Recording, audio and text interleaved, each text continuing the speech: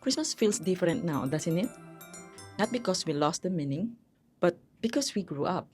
If you're millennial, there are certain Christmas your heart remembers, even when life gets busy. Today, I will share with you my personal experience, my childhood experience, the simple tradition I grew up with, and why it still matters. 1. Our Christmas starts at bare months, which is September. They said that the Filipinos has the longest Christmas celebration or feast. Back then, I remember when the bare month starts or even approaching bare months started September 1, you will hear on the radio station that they're already counting it.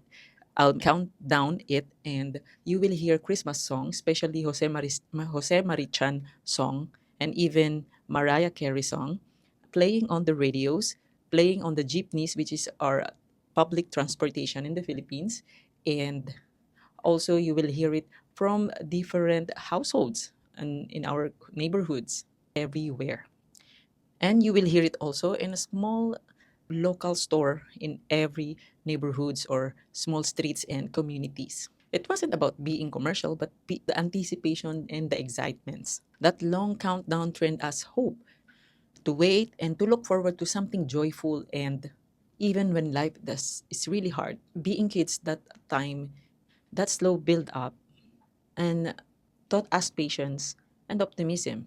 Especially, I remember my elders, which is our neighborhood's elders, they will start to ask people, kids, like they will roll up names. They will ask someone like a survey who will join the part or participate the exchange gift or monito monita. This is exchanging gifts, and they will gather names who will be joining separately for the kids and separately for the elders. They will also assign people or kids who will be joining to the small program or small like set of performance.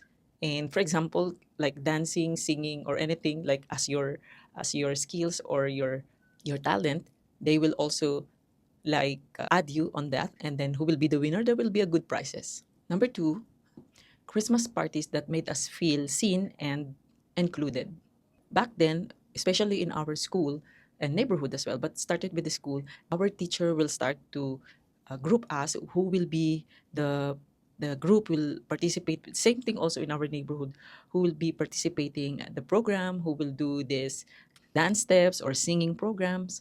This that anticipation and excitement when younger kids started to practice and visit. For me, I remember we visited our friends or classmates' house. We will go to their location, to their home, and we will start to play our tape for the performance or program, and we will practice there until we finish it.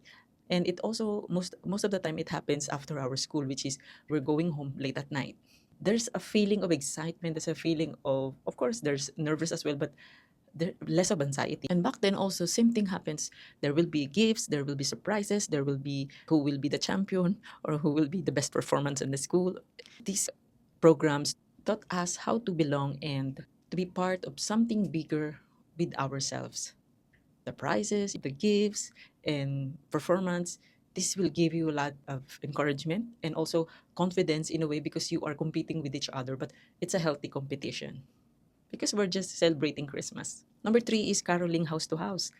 Back then, I remember when in my childhood, let us say it was in my maybe grade 5, before I went to high school, we started to do the carolings house to house. Starts December 16, which is the start also of groupings with our playmates, like my childhood friends. We will start to group ourselves, especially we are all girls, which is we will group ourselves, talk to each other, like we'll gather, "Oh, let's do these things, we'll go to this subdivision or a good place, which is people has well-off houses. We will try to start to sing a song and then a Christmas song, and then if they don't respond, we will press the doorbell just to get some attention from those families inside or people inside. And if they are not there, they will not talk, they will not speak, but you will hear a lot of dogs barking outside.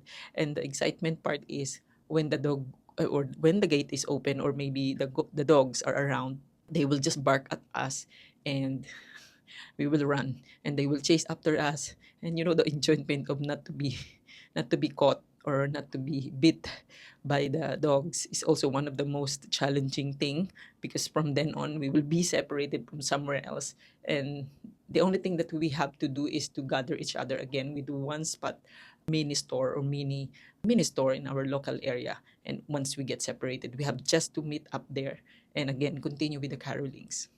I remember also they will tell us that right now we don't have money. You can just come back on 24th of December. And little did we know, once we came back on that moment or on that day, they'll go vacation, or they will tell us, you come back on 25th. 24th is the last day. 25th, somebody still do the carolings. But 25th is a different day na already. That is already for visiting our ninong and ninangs. But anyway, just for that caroling, it's quite challenging as well, but it's more fun. That is really fun to do, and I'm very excited to experience. Four is aguinaldo, which is in English might I could say that is a Christmas money or a gift giving. Back then when I was in my grade fourth to fifth to sixth grade, before that I used to visit our ninong and ninangs, or which is our godmothers and godfathers, and we will go to their houses. That I will be accompanied with my best friend, and then I will be accompanied with one of my cousins. We will go and visit to their house, especially my titas or aunties. The gift that we will be getting was placed under the tree or of Christmas tree, which is quite exciting because you will see a bunch of different gifts wrapped already under the tree. You will see small sizes, big size. It depends on who will be getting the gifts.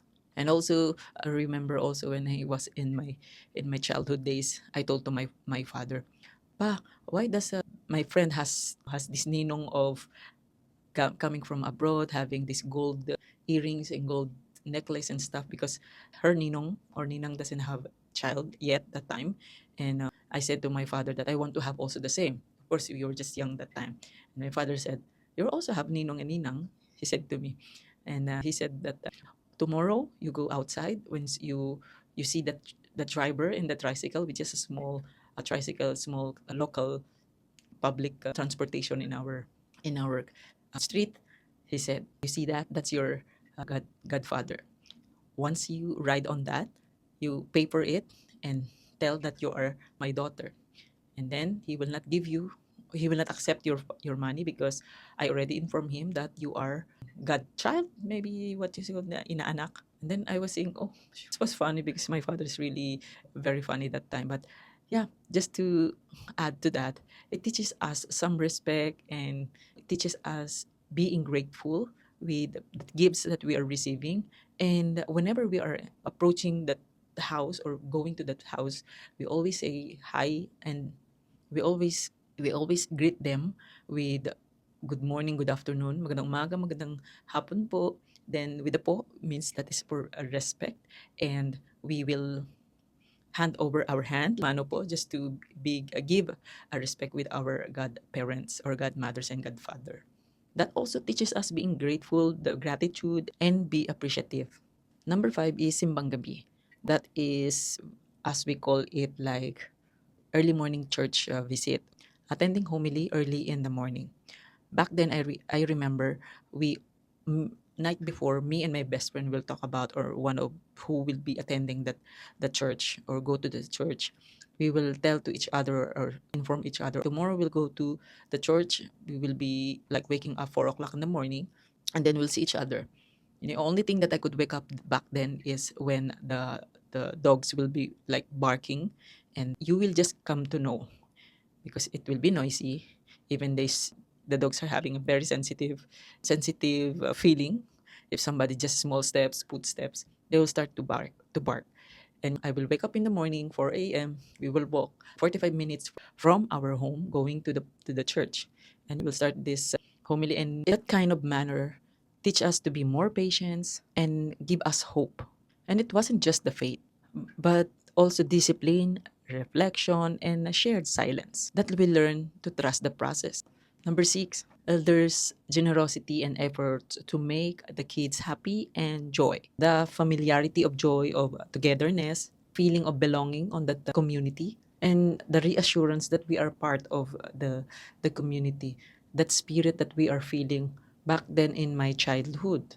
And I remember also we learned to be more resourceful, more creative prior to decoration and preparing the Christmas tree, just the decoration in our homes, or just to put outside in our windows, those kind of things that you don't need to buy any expensive things or luxurious things or just to show that there is a Christmas in your location, in your place, in your home.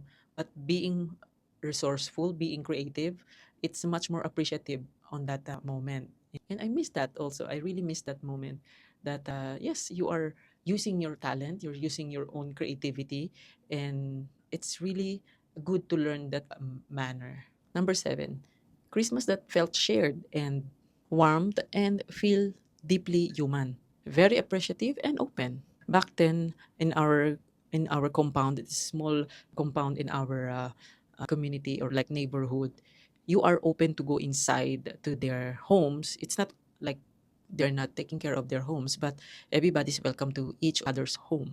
The Christmas before feels much more communal. The familiarity of joy and being the joy on togetherness, the belonging, you feel like you're also part of the family, and reassurance that we are part of the community because they know that the Christmas is for kids. This is what we used to know and was what we used to remember, and we feel the spirit of Christmas. I remember those elders, they start, and the parents, they start to cook, they are being busy to start the party, to arrange things, decoration, to to give gifts to the kids like us. And whenever there is like a small gathering and stuff, they will start to play loud music. And for us, I remember they will just let us you dance there, and whoever a good dancer or will not, and whoever will be there likes to the best performance, they will give a gift, they will throw some coins, and we will started to pick up those coins and candies on the floor and started to prepare the gifts, gift wrap. I used to also help one of our elders to gift wrap uh, every gift that they are like they're on their checklist, because they're also busy going to Divisoria, which like the central markets in our local communities. They will buy gifts, they will buy a lot of toys, they will start to give gifts, also gift wrapping. I'm also helping them, and then preparing those gestures just to make the kids smile and happy. They're doing it not because it's just easy and to make them happy, but it gives happiness and gives to them a joy. We learn being selfishness and love that expressed through action. That's are the things that I missed on my childhood era, being a millennial. And maybe what we're really missing is not the old Christmas, but the version of us that believing in it is so easily. The laughter, the simplicity, and maybe the gift now is this. We get to choose which part of this we carry forward, to slow down and to be present, to keep the warmth alive, not just because of the holidays, but in how we live, love, and show up for one another. Thank you for watching my videos. See you on the next video. Merry Christmas!